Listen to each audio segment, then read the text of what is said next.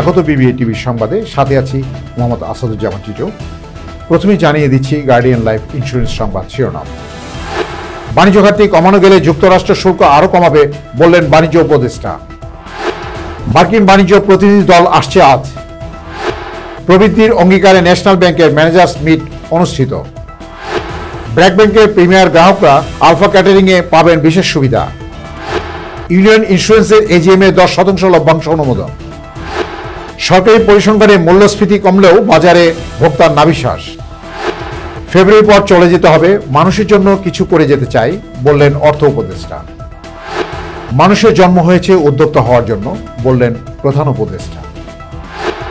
Bond ইস্যুতে পরিবর্তন আনল সিটি ব্যাংক। বিএসইসি তদন্তের মুখে বেক্সিমকোর 2 বন্ড।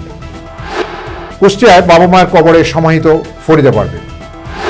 শুনছিলেন সংবাদ শিরোনাম, এবার বিস্তারিত।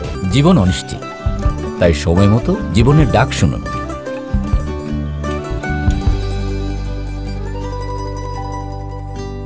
বাণিজ্য উপদেষ্টা শেখ বসিরউদ্দিন বলেছেন, 2 দেশের মধ্যে বাণিজ্য ঘাটতি কমানো সম্ভব হলে যুক্তরাষ্ট্র বাংলাদেশি পণ্যের পাল্টা শুল্ক 20% থেকে কমানোর আশ্বাস দিয়েছে। ইতিমধ্যে বাণিজ্য ঘাটতিও কমানো শুরু করেছে এবং তারা অগ্রগতিতে সন্তুষ্ট। শিগগিরই এই বিষয়ে উভয় দেশের মধ্যে বাণিজ্য চুক্তি হবে। আজ রোববার বাণিজ্য মন্ত্রণালয়ের সভাকক্ষে যুক্তরাষ্ট্রের সরকারি বাণিজ্য প্রতিনিধি ব্র্যান্ডেন লঞ্চের নেতৃত্বে প্রতিনিধি দলের সঙ্গে বৈঠক শেষে তিনি এসব কথা বলেন। বৈঠকে জাতীয় নিরাপত্তা উপদেষ্টা খলিলুর রহমান, বাণিজ্য সচিব মাহবুবুর রহমান সহ ঊর্ধ্বতন কর্মকর্তারা উপস্থিত ছিলেন। যুক্তরাষ্ট্রের বাজারে বাংলাদেশি পণ্যের উপর আরোপ করা বাড়তি 20% পাল্টা শুল্ক আরও কিছুটা কমাতে চায় বাংলাদেশ। এ বিষয়ে আলোচনা ও সমঝোতার ভিত্তিতে 2 দেশের মধ্যে বাণিজ্য চুক্তির বিষয়টি চূড়ান্ত করতে 3 দিনের সফরে ঢাকায় আসছে যুক্তরাষ্ট্রের সহকারী বাণিজ্য প্রতিনিধি ব্র্যান্ডেন লিঞ্চের নেতৃত্বে একটি প্রতিনিধি দল। সফরের প্রথম দিনে আজ রোববার তারা বাণিজ্য উপদেষ্টা শেখ বসিরউদ্দিনের সঙ্গে বৈঠক করবেন। এতে বাণিজ্য সচিব মাহবুবুর রহমান ঊর্ধ্বতন কর্মকর্তা উপস্থিত থাকবেন। বাণিজ্য মন্ত্রণালয়ের সূত্রে জানা গেছে, মার্কিন বাণিজ্য প্রতিনিধি দল ঢাকা সফরকালে বাণিজ্য মন্ত্রণালয়ের পাশাপাশি অন্তর্বর্তী সরকারের প্রধান উপদেষ্টা অধ্যাপক মোহাম্মদ ইউনুস, পররাষ্ট্র উপদেষ্টা মোহাম্মদ তৌহিদ হোসেন এবং পররাষ্ট্র সচিব আসাদ আলম সিয়ামের সঙ্গে বৈঠক করবেন। বাণিজ্য মন্ত্রণালয়ের কর্মকর্তারা জানিয়েছেন, গত 7ই আগস্ট যুক্তরাষ্ট্র বাংলাদেশের জন্য পাল্টা শুল্ক হার কমিয়ে 20% কার্যকর করেছে। দেশটির সঙ্গে এখনও কোনো চুক্তি হয়নি। পাল্টা শুল্ক অত্যন্ত 15% নামিয়ে ওয়াশিংটনের সঙ্গে চুক্তি করতে চায় ঢাকা। এ কারণে আলোচনার জন্য ইউএসটিআর এর কাছে সময় চেয়েছিলেন বাণিজ্য মন্ত্রণালয়। এতে সাড়া দিয়ে ঢাকা সফরে আসছে সহকারী ইউটিসিআর ব্র্যান্ডেন লিঞ্চের নেতৃত্বে প্রতিনিধি দল। প্রবৃদ্ধি, গ্রাহক আস্থা ও সেবা উৎকর্ষের প্রতি অঙ্গীকার পূর্ণ ব্যক্ত করেছে ন্যাশনাল ব্যাংক পিএলসি। গত বৃহস্পতিবার রাজধানীর প্রধান কার্যালয়ে আয়োজিত ম্যানেজার্স মিট এর মাধ্যমে ব্যাংকটির এই অঙ্গীকার পূর্ণ ব্যক্ত করে। ব্যাংকের ব্যবস্থাপনা পরিচালক আদিল চৌধুরীর সভাপতিত্বে সভায় ঢাকা শীর্ষ 11টি শাখার ব্যবস্থাপক অংশগ্রহণ করেন। সভায় শাখাগুলোর সার্বিক কর্মদক্ষতা পর্যালোচনা করা হয় এবং ব্যাংকের অবস্থান সুদৃঢ় করার লক্ষ্যে ভবিষ্যৎ কৌশল নির্ধারণ করা হয়। প্রধান অতিথির বক্তব্যে ব্যবস্থাপনা পরিচালক আদিল চৌধুরী বলেন, আমাদের শাখাগুলো কেবল সেবা কেন্দ্র নয়, এগুলো ন্যাশনাল ব্যাংকের প্রাণ স্পন্দন। প্রতিটি গ্রাহক সেবা হলো আস্থা অর্জনের সুযোগ, উদ্ভাবনের পরিচয় এবং আমাদের আলাদা মূল্যবোধের প্রতিফলন। ন্যাশনাল ব্যাংকের শক্তি হলো এর মানুষের পেশাদারিত্ব ও নিষ্ঠা। একসঙ্গে আমরা এমন একটি প্রতিষ্ঠান গড়ে তুলব যা শুধু আর্থিক সমাধানই দেবে না, বরং গ্রাহকের স্বপ্ন ও আকাঙ্ক্ষার অংশীদার হবে। এভাবে আমরা আস্থা পুনঃস্থাপন করব এবং টেকসই প্রবৃত্তিতে নতুন দিগন্ত উন্মোচন করব। প্রিমিয়াম ব্যাংকিং গ্রাহকদের বিশেষ সুবিধা দিতে দেশের স্বনামধন্য ক্যাটারিং সার্ভিস প্রোভাইডার আলফা ক্যাটারিংয়ের সঙ্গে চুক্তি করেছে ব্র্যাক ব্যাংক। এই চুক্তির আওতায় ব্র্যাক ব্যাংকের প্রিমিয়ার ব্যাংকিং গ্রাহকরা আলফা ক্যাটারিংয়ের মোট বিলের ওপর 10% ছাড় উপভোগ করবেন। এই উদ্যোগে গ্রাহকদের বিশেষ সেবা ও সুবিধা দেওয়ার ব্যাপারে ব্র্যাক ব্যাংকের প্রতিশ্রুতি পূর্ণ ব্যক্ত করেছে। ঢাকায় ব্র্যাক ব্যাংকের প্রধান কার্যালয়ে আয়োজিত এক অনুষ্ঠানে উভয় প্রতিষ্ঠানের এই চুক্তিতে স্বাক্ষর করে। ইউনিয়ন ইন্স্যুরেন্স কোম্পানি লিমিটেডের 25তম বার্ষিক সাধারণ সভা আজ কাকরাইলস্থ institute of diploma engineers Bangladesh ভবনে অনুষ্ঠিত হয়। এতে সভাপতিত্ব করেন কোম্পানির চেয়ারম্যান মোহাম্মদ হাসমত আলী। সভায় উপস্থিত শেয়ার হোল্ডার বৃন্দ কোম্পানি ঘোষিত 10% নগদ লভ্যাংশ অনুমোদন করেন। কোম্পানিটি লভ্যাংশ প্রদান ও ক্রেডিট রেটিং AAA-তে উন্নতি হওয়ার এবং ব্যবসার অগ্রগতিতে শেয়ার হোল্ডার বৃন্দ সন্তোষ প্রকাশ করেন। সভা শেষে কোম্পানির প্রধান কার্যালয়ের 152তম পরিচালনা পর্ষদ সভায় অনুষ্ঠিত হয়।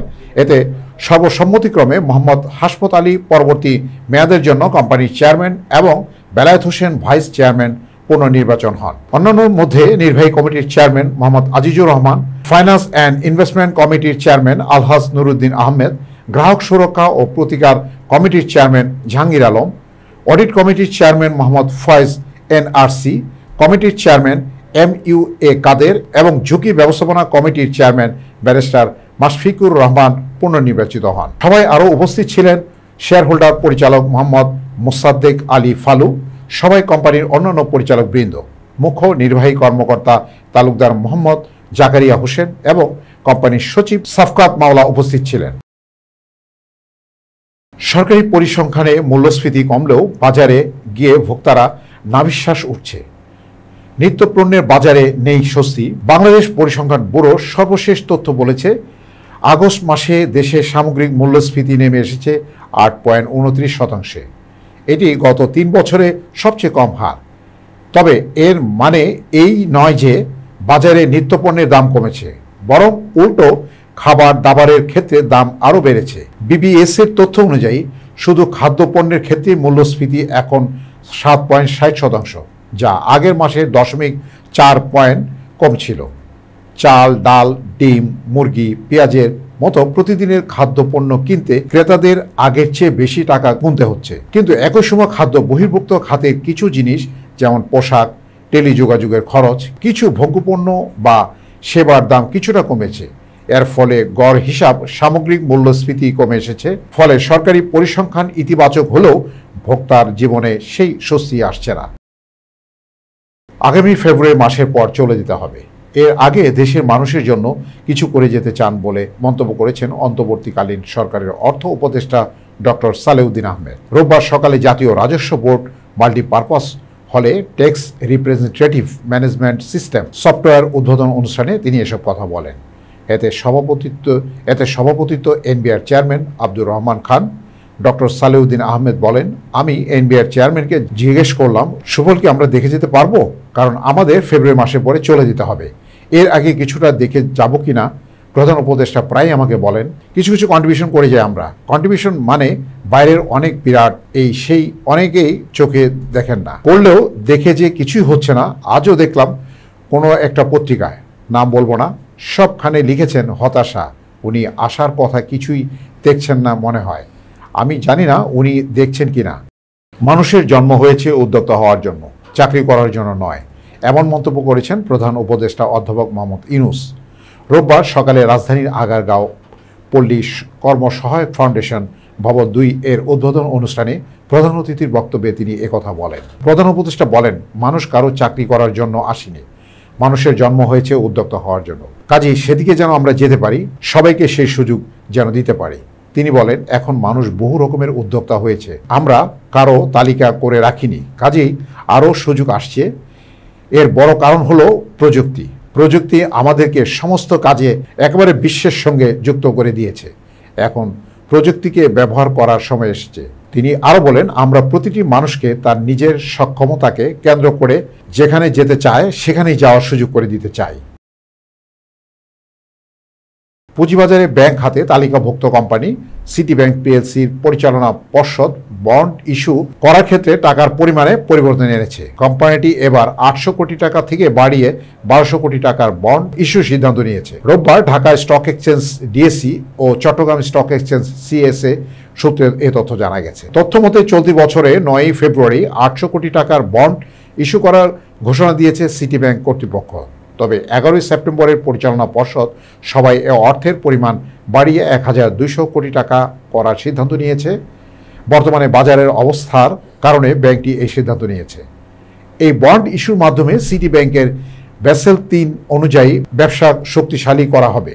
বন্ডটি বাংলাদেশের সিকিউরিটিজ অ্যান্ড এক্সচেঞ্জ কমিশনের অনুমোদন সাপেক্ষে ইস্যু করা হবে।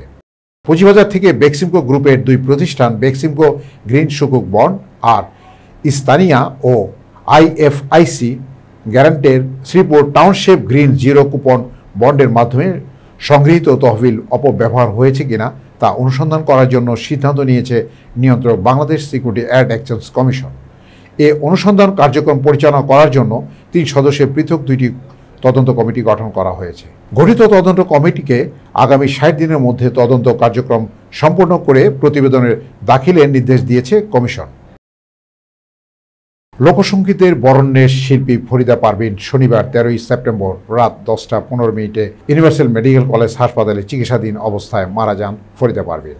মৃত্যুকালে তার বয়স হয়েছিল 71 বছর। তার মৃত্যুর খবরে শিল্পী, কলা কৌশলী সহ সর্বস্তরের মানুষের মাঝে শোকের ছায়া নেমে আসে। তাকে শ্রদ্ধা নিবেদনের জন্য শিল্পীর মরদেহ সকাল 10টার কেন্দ্রীয় শহীদ মিনারে নেওয়া হয়। সেখানে শ্রদ্ধা জানানোর শেষে শিল্পীর মরদেহ নেওয়া হয়েছে ঢাকা বিশ্ববিদ্যালয়ের কেন্দ্রীয় মসজিদে। সেখানে আরেকটি নামাজে জানাজা হবে। আনুষ্ঠানিকতা শেষে মরদেহ কুষ্টিয়াতে নেওয়া হবে। সেখানে পৌর কবরস্থানে বাবা মায়ের কবরের ফরিদা পারভিনকে দাফন করা হবে। কুষ্টিয়া কেন্দ্রীয় পৌর গোরস্থানের খাদেম নূর বলেন, শিল্পী ফরিদা পারভিনের বাবা কুষ্টিয়া হাসপাতালের চাকরি করতেন। সেই সুবাদে ছোটবেলায় তিনি কুষ্টিয়া বেড়ে ওঠেন। আমরা একই এলাকায় মানুষ ছিলাম। ফরিদা পারভিনের সঙ্গে আমরা ছোটবেলায় খেলাধুলা করতাম। আমরা সমবয়সী হওয়ায় বন্ধুত্বের সম্পর্ক ছিল। বড় হওয়ার পর তিনি কুষ্টিয়ার বাইরে থাকেন, এই জন্য যোগাযোগ ছিল না, তবে দেখা হলে আমাদের কথা হতো। তিনি আরও বলেন, আমি বহু বছর ধরে কুষ্টিয়া গুরুস্থানের খাদেম। কুষ্টিয়া পৌর গুরুস্থানে একটি জায়গায় সর্বপ্রথম তার বাবাকে দাফন করা হয়। এরপর ওই কবরে ফরিদা পারভিনের মাকেও দাফন করা হয়। মা বাবার সেই কবরে ফরিদা পারভিনের লাশ দাফন করা হবে। আমরা দুপুর 1টার দিকে কবর খননের কাজ শুরু করেছি, তবে লাশ কুষ্টিয়া আসলে জানাজা হবে, এরপর দাফন হবে। ফরিদা পারভিন বেশ কিছু দিন ধরে অসুস্থ ছিলেন। কিডনির সমস্যা, ডায়াবেটিস সহ নানা শারীরিক জটিলতায় ভুগছিলেন তিনি। চলতি বছরে 3 দফায় হাসপাতালে ভর্তি হয়ে চিকিৎসা নিতে হয় তাকে। গত 2রা September Mohakhali universal medical college হাসপাতালে ভর্তি করার হয় ফরিদা পারভিনকে। অবস্থা গুরুতর হওয়ায় হাসপাতালে নেওয়ার পর নিয়ে যাওয়া হয় আইসিইউতে। পরে তাকে লাইফ সাপোর্টে নেওয়া হয়। সংবাদ শেষ করব, যাওয়ার আগে শিরোনামগুলো জানিয়ে দিচ্ছি আরও একবার। বাণিজ্য ঘাটতি কমানো গেলে যুক্তরাষ্ট্র শুল্ক আরও কমাবে বললেন বাণিজ্য উপদেষ্টা। মার্কিন বাণিজ্য প্রতিনিধি দল আসছে আজ। প্রবৃদ্ধির অঙ্গীকারে ন্যাশনাল ব্যাংকের ম্যানেজার্স মিট অনুষ্ঠিত। ব্র্যাক ব্যাংকের প্রিমিয়ার গ্রাহকরা আলফা ক্যাটারিংয়ে পাবেন বিশেষ সুবিধা। ইউনিয়ন ইন্স্যুরেন্সের এজিএমে 10% লভ্যাংশ অনুমোদন। সরকারি পরিসংখ্যানে মূল্যস্ফীতি কমলেও বাজারে ভোক্তার নাভিশ্বাস। ফেব্রুয়ারির পর চলে যেতে হবে, মানুষের জন্য কিছু করে যেতে চাই বললেন অর্থ উপদেষ্টা। মানুষের জন্ম হয়েছে উদ্যোক্তা হওয়ার জন্য বললেন প্রধান উপদেষ্টা। বন্ড ইস্যুতে পরিবর্তন আনল সিটি ব্যাংক। বিএসইসি তদন্তের মুখে বেক্সিমকোর 2 বন্ড। কুষ্টিয়ায় বাবা মায়ের কবরে সমাহিত ফরিদা পারভিন। বিবিটিভির সংবাদ এই পর্যন্তই। সর্বশেষ সংবাদ জানতে ভিজিট করুন youtube/BBATV এবং ফেসবুকে লগ ইন করুন facebook/BBATV। এছাড়াও আমাদের ওয়েবসাইট ভিজিট করুন www.bbatv.news। এতক্ষণ সঙ্গে থাকার জন্য ধন্যবাদ।